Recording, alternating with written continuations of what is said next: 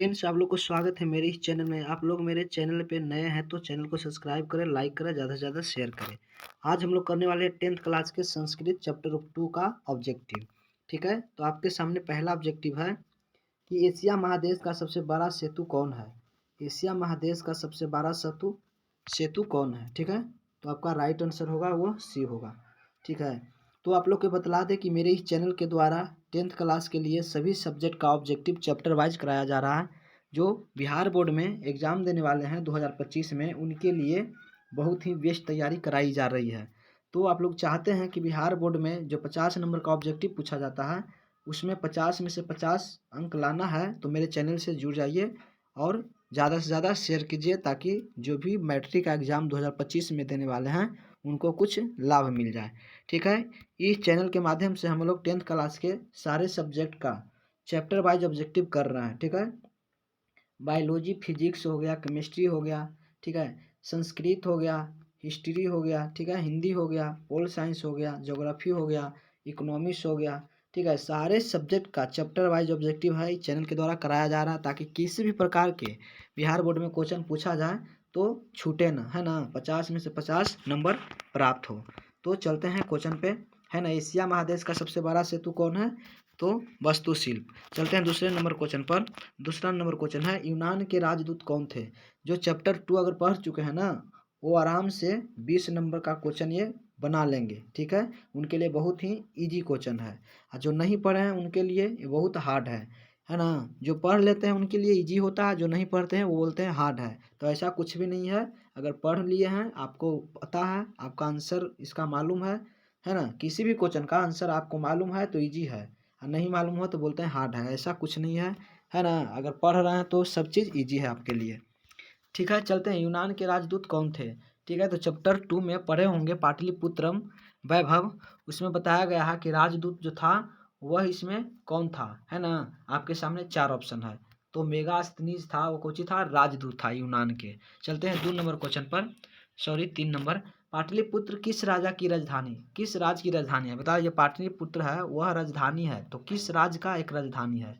तो जानते हैं कि बिहार की राजधानी पटना है। पटना को ही पाटलिपुत्र बोला जाता है। चलते हैं दूसरे नंबर, चौथे नंबर क्वेश्चन पे। महावीर मंदिर कहाँ स्थित है। बताइए, हनुमान मंदिर है जो कहाँ पे स्थित है, महावीर मंदिर, तो पटना में। हम लोग सबको जानते हैं कि पटना में महावीर मंदिर स्थित है ना, रेलवे स्टेशन पे। चलते हैं अगले क्वेश्चन पे। नगर की पौलिक देवी किसे कहा जाता है। पौलिक मिस्टेक हो गया, पालिका देवी। ठीक है, बोला जाता है नगर की पालिका देवी किसे कहा जाता है, तो पटन देवी को। ठीक है, पटन देवी को नगर की पालिका देवी कहा जाता है। चलते हैं, इसका राइट आंसर आप लोग लगा लगा लीजिए, पटन देवी सी होगा।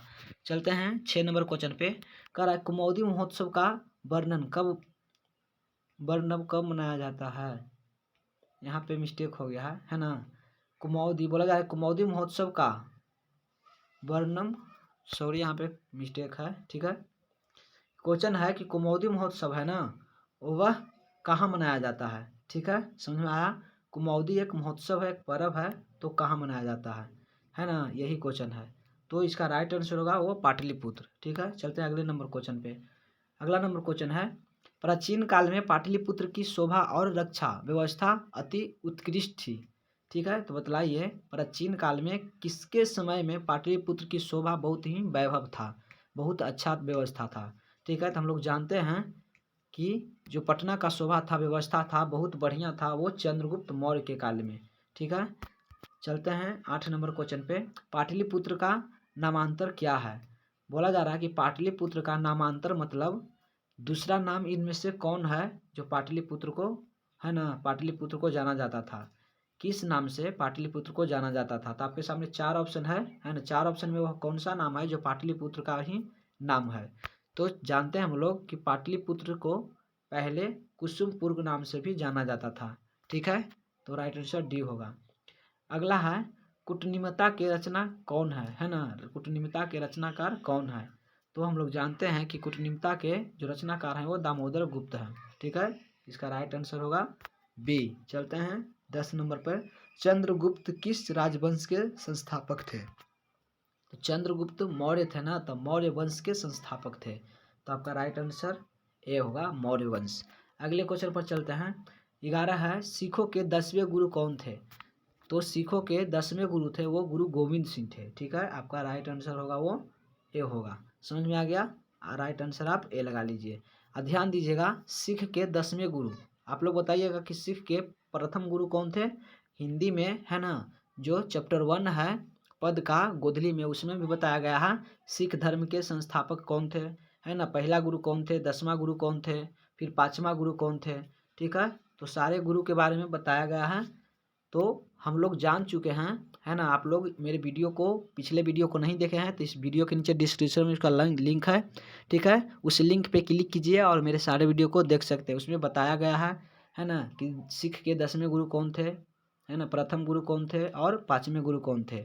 और इसके बाद साइंस का भी ऑब्जेक्टिव करवाया गया है ना, इकोनॉमिक्स का भी कराया गया है, ज्योग्राफी, हिस्ट्री, पोल साइंस, सारे सब्जेक्ट का चैप्टर वाइज ऑब्जेक्टिव कुछ करवा दिया गया है, कुछ अभी करानी भी है। तो मेरे चैनल से जुड़ जाइए और इसका लाभ उठाइए।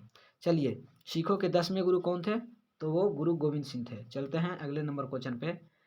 12 नंबर है, पाटलिपुत्र का बुद्ध काल में क्या नाम था?